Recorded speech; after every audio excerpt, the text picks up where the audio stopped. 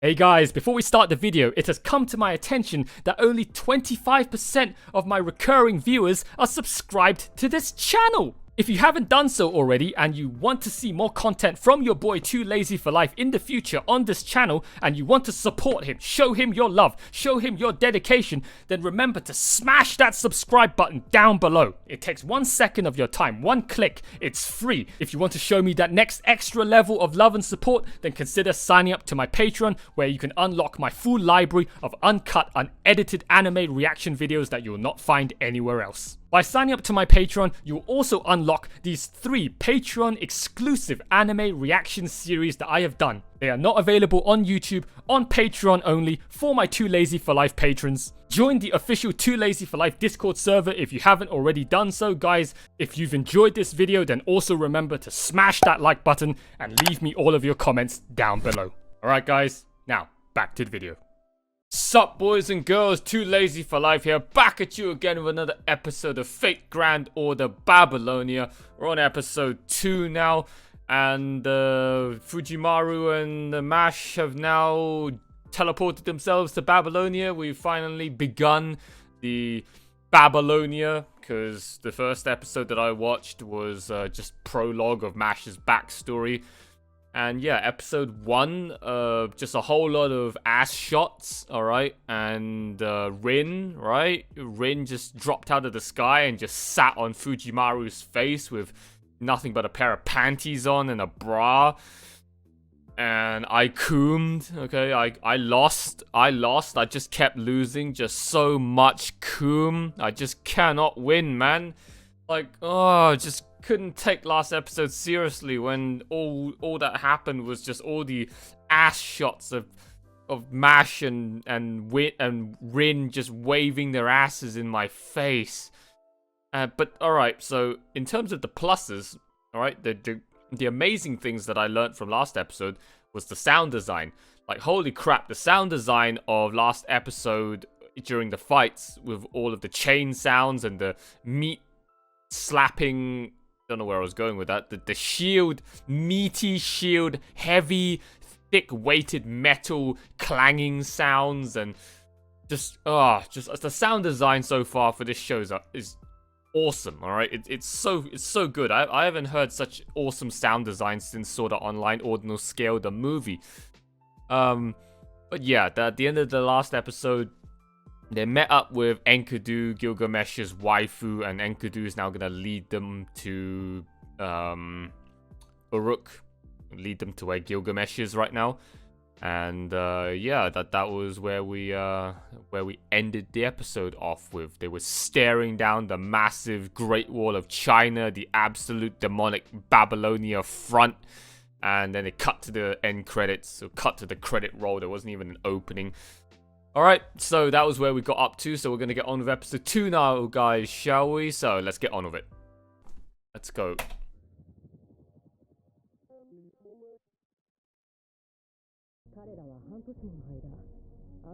They've been at that wall for 6 months already.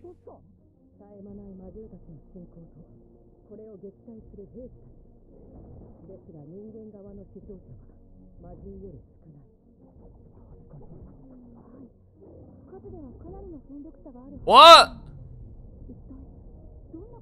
Was that a Spartan?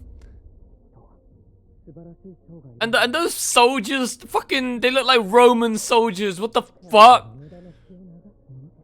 Okay, those totally aren't Babylonian soldiers now, are they? Oh, hey, opening. All right, gotta re-listen to this jank-ass weird song.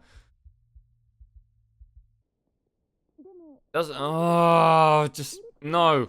That's not my type of music. I'm sorry to all you guys who like it, but it doesn't sound like a Fate opening at all.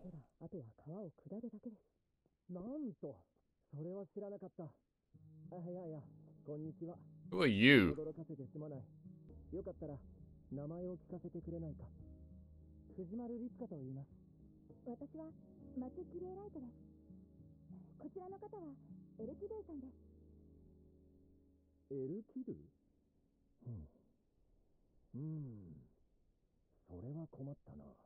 Oh yeah!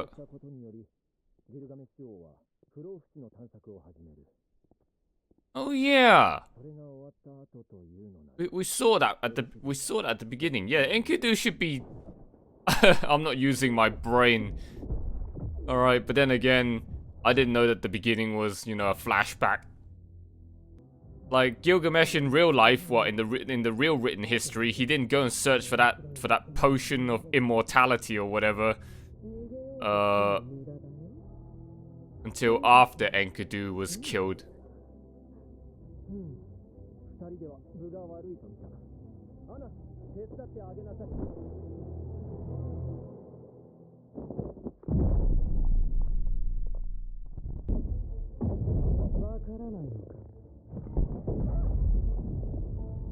Oh!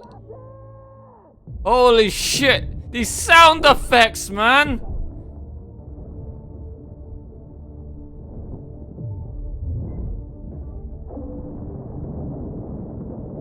Oh! Yo! Did you see it? Did you hear those sound effects? Oh, those fucking bolts just deflecting off of that shield. Oh my god, these sound effects are amazing! Is that?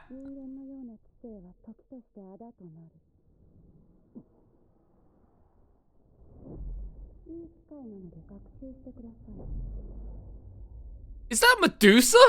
What the fuck?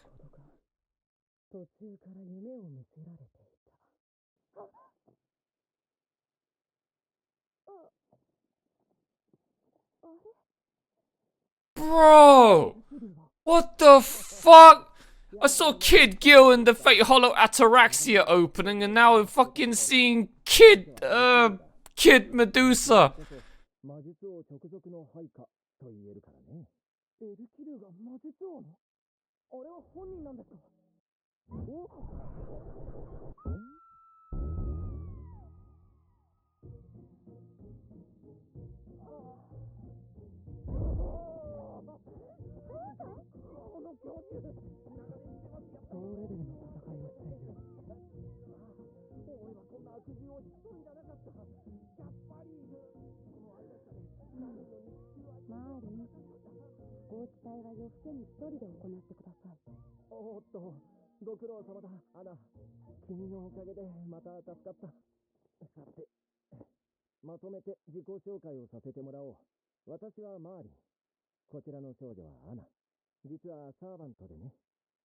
Merlin?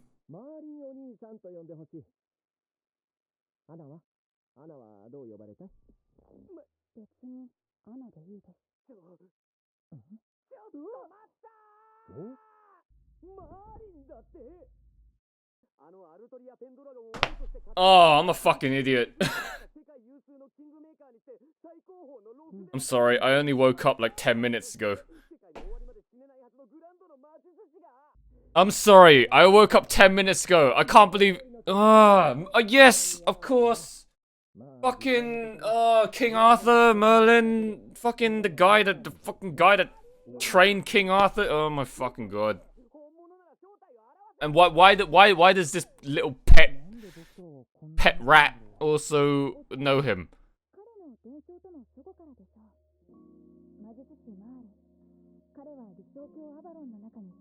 Merlin built a tower atop Utopia, Avalon.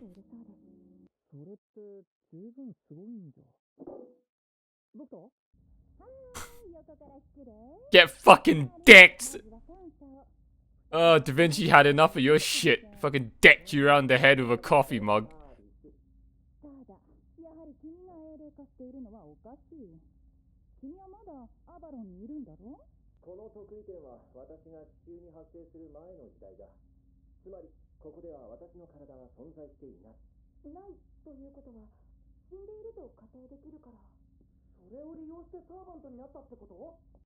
Why does Foe know him?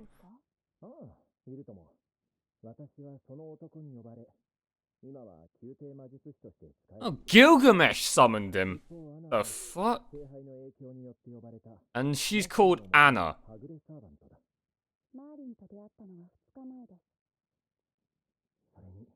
As for Merlin's explanation,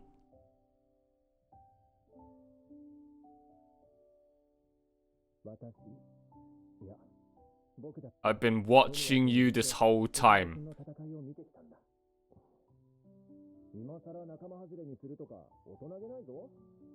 Well, why didn't you go help them? Well, actually, no, you can't, right? Because all of those times was after he made Avalon.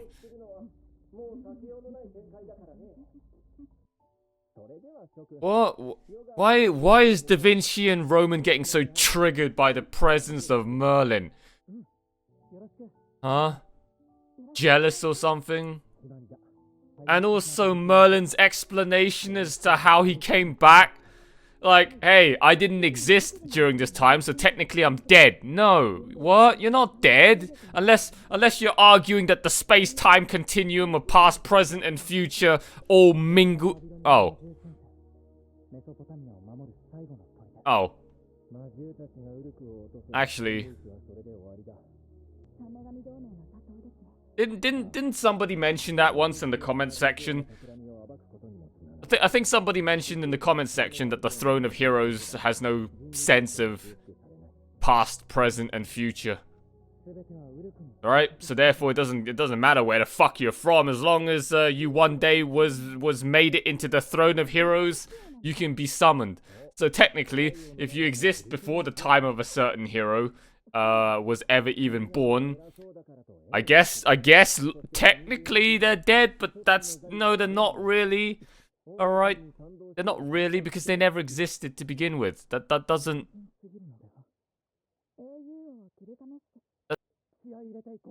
So since this is Gilgamesh now back from his trip to go find a potion of immortality, he's now no longer an arrogant tyrant, and now he's become nice.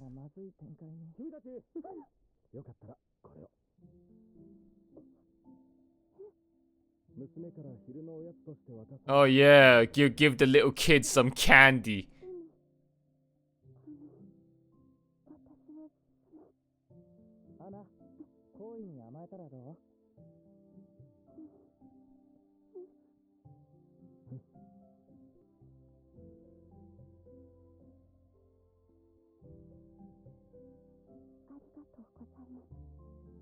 Oh, diabetes! Diabetes! Fucking, I'm pretty sure that's Medusa. All right. I hope I haven't been just chatting out of my ass for like the last 20 minutes, but if anyone had to fucking guess who that resembles, that pretty much resembles fucking Ryder, right, from Fate Stay Night. Yeah. 4000 BC.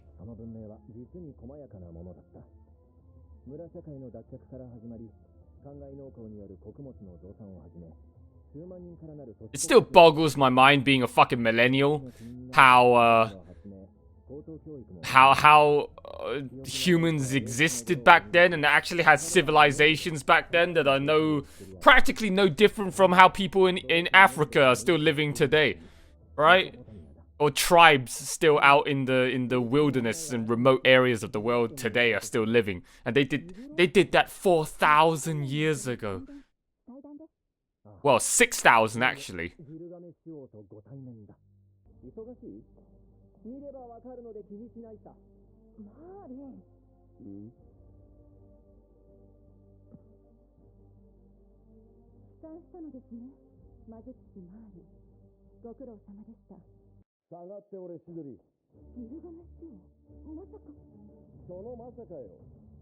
I'm going to make a mess of the throne.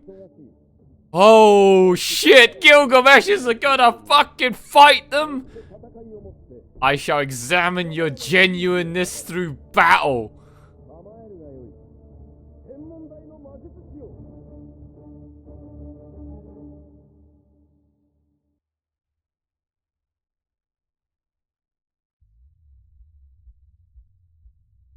Oh, cool. We get to hear the opening now. Hopefully it's better than the frickin'... I meant ending. Hopefully it's better than the opening, alright? Because the opening was absolute cringe.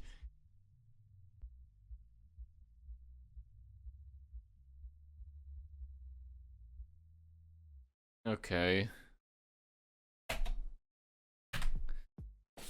I'm gonna have to listen to that song again also several times until I can give you a final verdict. Because that didn't sound too... I mean, I know Air Aoi, alright, makes great music, right? She made the, what? The ending to season 1 of Fate Zero. Well, at least she sang it. I don't know whether she made it.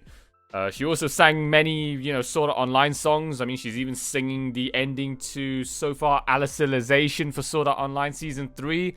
So yeah, I mean, she's a good singer, but that song... I mean, when the chorus... Well, you know, the verse was nice, but then when the chorus kicked in, it sounded too happy again.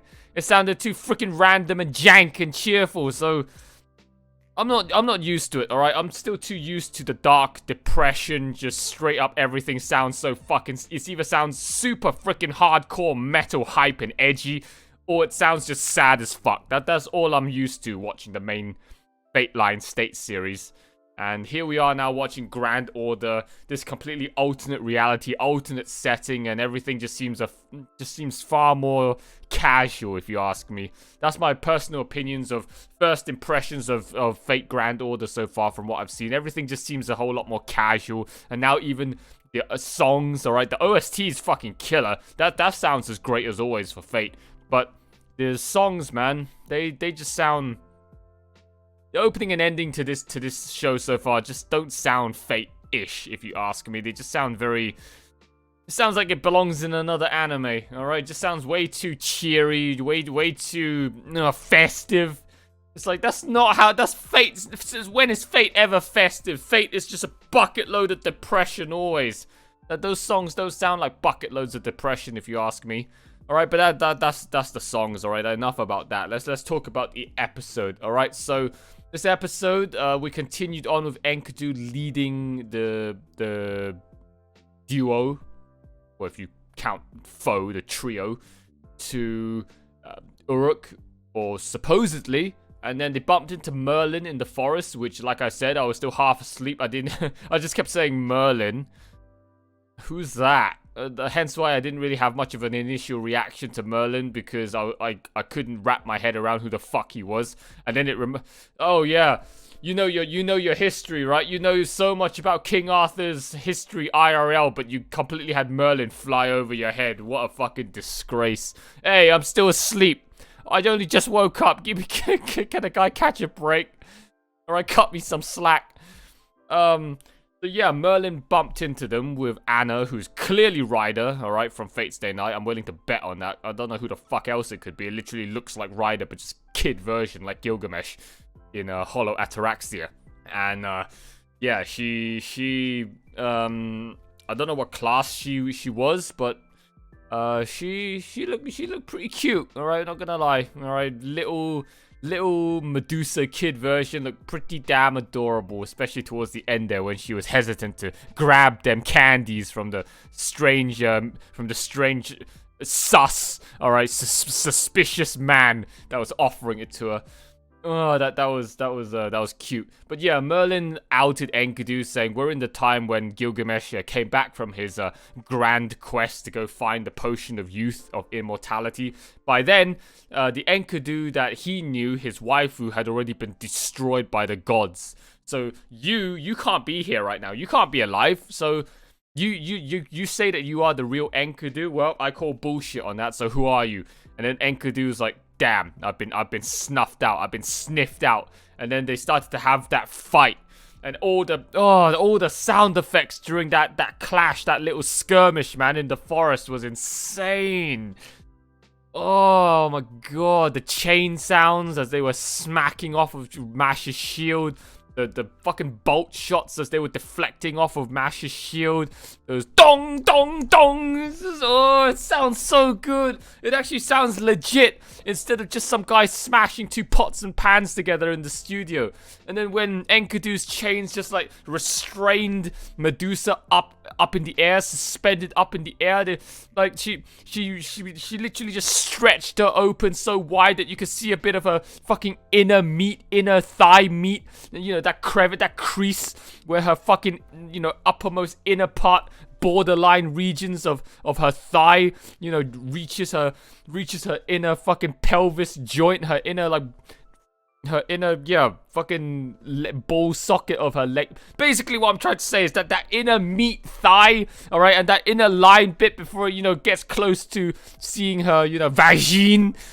Oh, the lewdness, man, of that fucking stretched out, just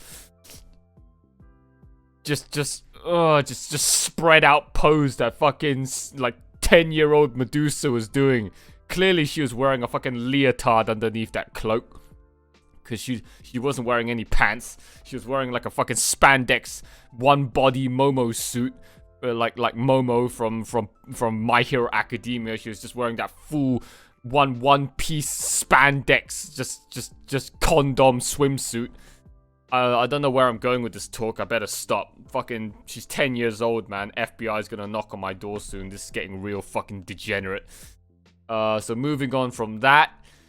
So Merlin, yeah, what I said about Merlin summoning himself, or Gilgamesh was able to summon Merlin because he's technically dead because he didn't exist yet in 4000 BC. That sounds like a bit of a... That sounds a little bit hard to believe. All right, you're really pushing it. Yeah, that's really pushing it in terms of logical explanations. All right, that sounds like a bit of an ass pull, if you ask me. All right, just because Merlin didn't exist at that time, he straight up wasn't even born yet, doesn't mean he's dead and therefore he belongs in the throne of heroes like all the other servants. When they die, their spirits get sent to the throne of heroes. He didn't die yet. He didn't exist yet. But that's somehow that's your excuse for existing. I don't know if like he said it. He said it's something along those lines. It's complicated, but he didn't go into more detail about that. So if I'm missing any details from what he said, you guys just explain it to me further in the comment sections below. But yeah, that's basically what I got from his explanation. And yeah, that's how he's here. Because otherwise, apparently the real Merlin never died. He just teleported himself into Avalon in his tower. And he never passed away. Kind of like how Saber never passed away when he was still hunting for the Holy Grail on top of that hill of dead bodies at the end of the Battle of Camlan. So if she never died, you can't technically summon her. And she was a special exception. She only got summoned because of, you know, the whole contract she made with... Alaya or something like that, the counterforce, and that's how she was able to teleport or time travel to be summoned around all over the place as a servant. So Merlin, since he didn't have such a contract and he was stuck in Utopia in Avalon of his own free will in that tower, no one could technically summon him. So yeah, that's how he says he got summoned. I still find it kind of far-fetched. But it is what it is, all right? And then in the end, they made it to Uruk, right? And then Gilgamesh is about to throw fisticuffs with Fujimaru and Mash to go and test their genuinity, all right? So, yeah. Next episode, guys, all right? I'm going to get straight onto it after this. So that's it, all of my thoughts for episode 2 of Babylonia, guys. All right, thank you so much for watching. Hope you've enjoyed it. If you want to support me and unlock all of my full, uncut, unedited reactions, sign up to my Patreon. Link is given right down there, right below. And like, comment, and subscribe if you guys haven't done so already. Show your boy your support and help me grow a bit more, a bit faster on YouTube. Big massive shout out to all of my existing patrons right now, still continuing to support me. And one big massive shout out to Eden's Musketeer once again for being the one true supreme sloth. I love you so much, mate, for your continued generosity and patronage. Thank you, thank you, thank you. Alright, so that's it for this video. I hope you've enjoyed it, and I'll see you all very shortly for episode 3. But until then, that's it from your boy. Bye for now.